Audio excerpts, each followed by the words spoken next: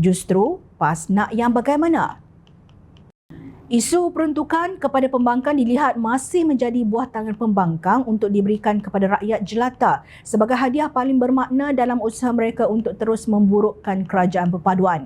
Terkini, PAS meminta Perdana Menteri Datuk Seri Anwar Ibrahim kononnya menjadikan Datuk Seri Ismail Sabri sewaktu mentadbir negara sebagai contoh dalam meraihkan perbezaan antara kerajaan dengan pembangkang.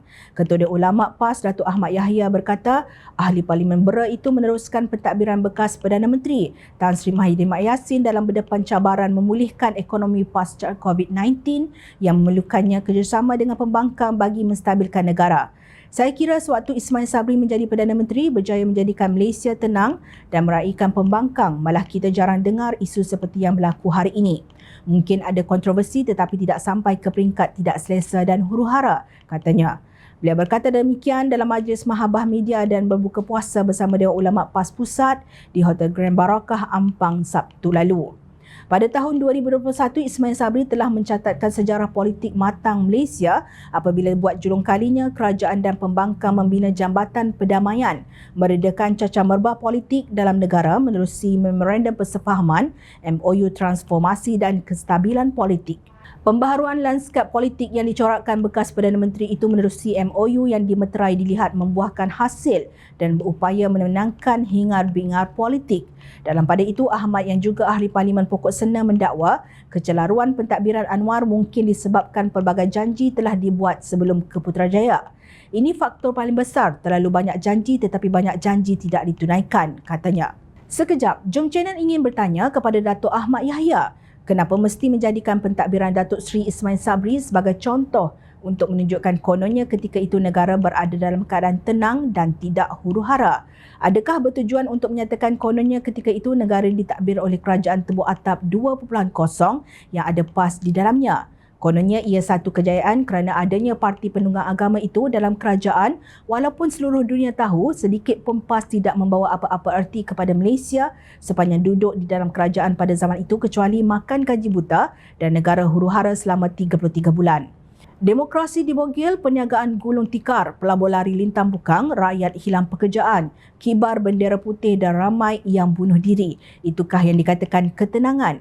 Apakah hasil yang dibawa Mahyadin dan Ismail Sabri?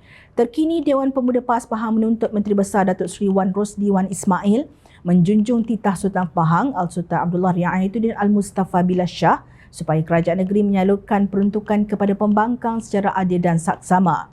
Ketua Pemudanya Muhammad Zarimi Abu Zih berkata tindakan itu sekaligus mengiktiraf peranan pembangkang dalam Dewan Undangan Negeri Dun Pahang.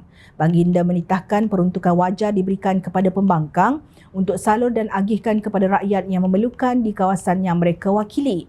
Ini jelas tuntutan yang pembangkang selama ini selaras dengan apa yang Baginda Sultan Pahang titah dan harapkan. Sebagai respons, Menteri Besar Pahang menjelaskan bahawa kerajaan negeri telah pun menyalurkan peruntukan kepada pembangkang. Wan Rosli berkata kenyataan dikeluarkan oleh Ketua Pemuda Dewan Pemuda PAS Pahang itu adalah berikutan pihak pembangkang tidak mempunyai topik lain yang boleh dibangkitkan.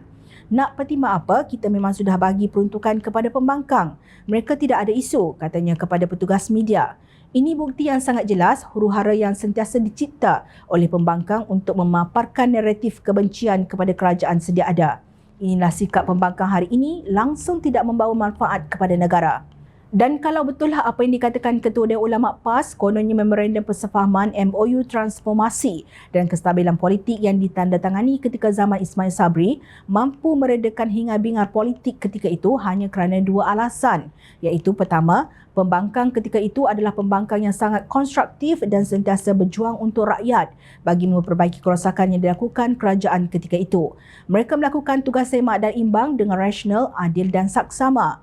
Kedua, pembangkang ketika itu adalah Pakatan Harapan. Mereka tidak seego dan sesombong kalian yang ketika itu menjadi pembangkang walaupun terpaksa menelan pengkhianatan yang kalian lakukan melalui langkah Sheraton yang menyaksikan mereka tumbang dan tersungkur setelah diberi mandat memenangi pilihan raya umum ke-14.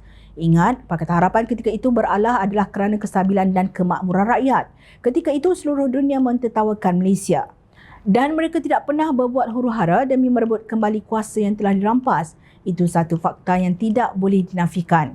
Justru sebelum berbicara, tolonglah jangan ingat rakyat terlalu bodoh dan mudah melupakan apa yang telah tercatat dalam sejarah negara. Usah menutup kejahatan kalian yang melakar sejarah hitam dengan tinta kebencian serta dakwat pembodohan. Ingat, rakyat sentiasa memahati.